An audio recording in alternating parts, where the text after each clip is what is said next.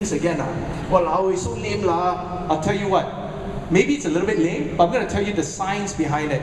When you start believing in yourself that you're a valuable communicator, every idea that you share, you will see value in them. And when you see value in them, you be more confident, you're more convinced with your own ideas, and when you talk to people, more likely they'll buy your idea.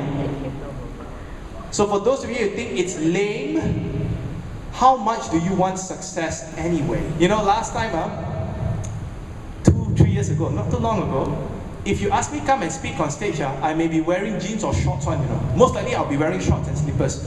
You ask me to go for meeting, I will wear shorts and slippers. I still do these days with my business partners, but when I go for official meeting, I rarely do that. But guess what? When I was your age, 21, 22, I was so naive, I walk into big meetings wearing shorts and slippers because a wrong mentor, told me that people don't care how you look, people care the ideas that you share. I'll tell you what, that is bullshit.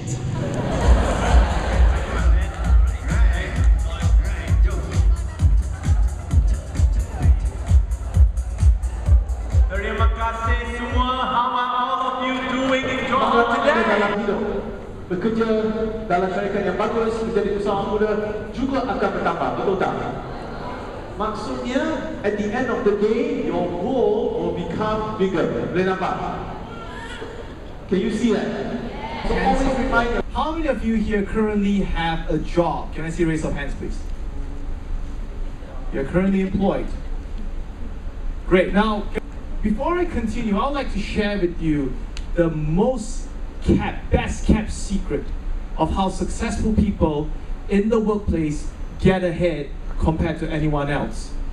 Have you ever met someone whom you believe he's not that smart, she's not that good, but at the end of the day, they rise so fast in the corporate city to volunteer to build houses for the hardcore poor? I am not a trained carpenter, nor am I a trained craftsman. It took me 2 hours to hammer a normal nail. I am not fit, as you could see, during that time. Now I'm getting better.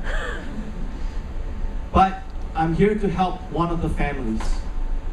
All of you, 800 of you, are going to graduate with a degree, a master's, and a PhD. You're going to earn the top dollars in your industry once you graduate. But just 45 minutes away from your campus lie the most impoverished communities I've ever seen during that time. What are you going to do about it? After that speech, they agreed to help me out. We dedicated 4 days to build houses. Thursday, Friday, Saturday, and we ended at Sunday midnight. Guess what? With the power of collective effort, 800 youths went down and started building homes, and at the end of the 4th day, we've managed to build 500 new homes for the hardcore poor families. Let me tell you a story about what happened. How Michael is so, I wouldn't call it obsessed, but in love with wanting to meet the president. Okay? When I got the letter in my email that I was selected to be part of that 60 ASEAN leaders that get to meet President Obama when he comes to Malaysia, I told Michael, I'm like, oh my god, I'm meeting the president. And Michael was like, I didn't get the letter.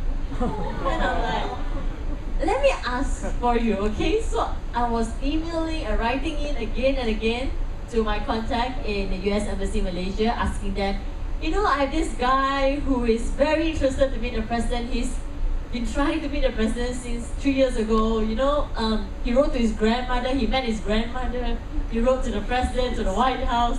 So is there any way we can get it for him? And he's like, sorry, it's an invite only. And Michael was like, it's okay, when you see him, say hi for me.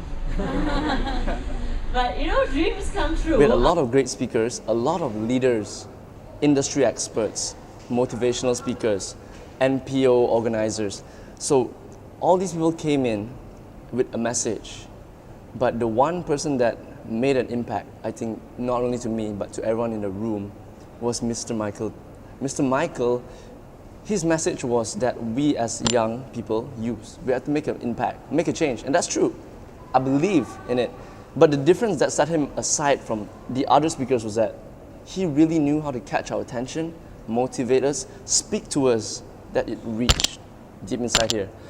A lot of times speakers, they have a message, powerful message, strong message, but if it doesn't get inside, if it doesn't go into, if you can't bring out the person's vulnerability or reach into him, it's no use. You have a great message, but we're gonna forget it maybe a day, a month from now.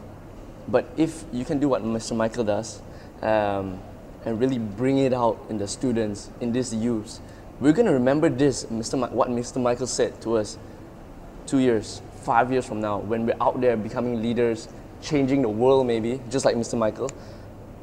We're going to remember him. And that's where Mr. Michael, I would say, that's his strong point. He is a very inspirational, powerful speaker.